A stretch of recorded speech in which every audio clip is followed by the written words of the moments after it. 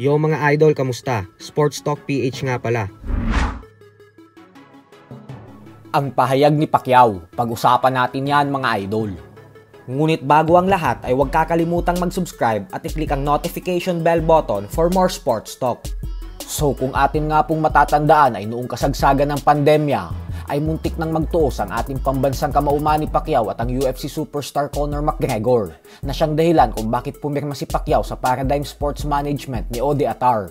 Pero sa kasamaang palad ay hindi ito natuloy nang dahil sa hindi inaasahang pagkatalo via knockout ni McGregor kay Dustin Poirier noong taong 2021 hanggang sa nagkaroon pa ng demandahan sa pagitan ni Pacquiao at ng Paradigm Sports Management.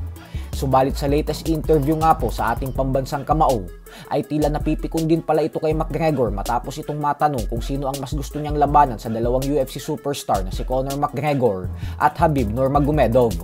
Ayon kay Pacquiao ay mas gusto niya daw labanan si McGregor kasi masyado daw itong madaldal at maingay kaya gusto niya umano itong patahimikin. Habang si Khabib naman umano ay isang mabuting tao, walang yabang at nagbibigay ng inspirasyon sa mga tao. Maganda umanong tularan si Khabib.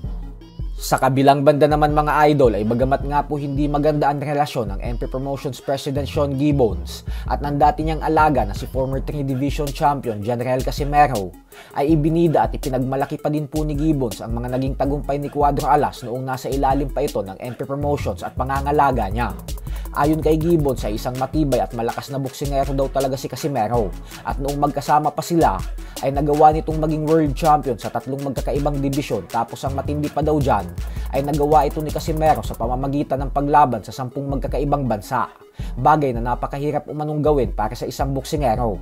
Pero sa kasamaang palad umano ay lumipas na ang mga panahon na yun at nang dahil umano sa mga maling desisyon na ginawa ni Casimero at pagsama sa mga maling tao ay ang siyang dahilan kung bakit tuluyan na umanong lumubog ang karera nito. Giit ni Gibbons na nakakapanghinayang umano ito lalo pat si Casimero lang daw talaga ang bukod tanging nag-iisang fighter na nakikita niyang kayang tumalo kay Naoya Inoue.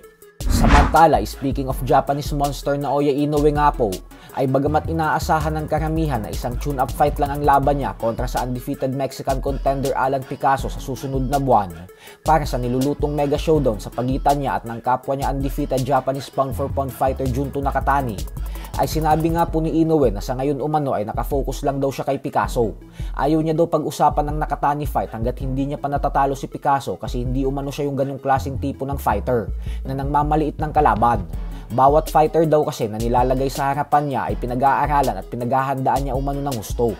Kaya naman hindi daw muna siya sasagot ng mga tanong tungkol kay Nakatani hanggat hindi niya pa natatalo si Picasso. So hanggang dito na lang po muna tayo mga idol. Sports Talk PH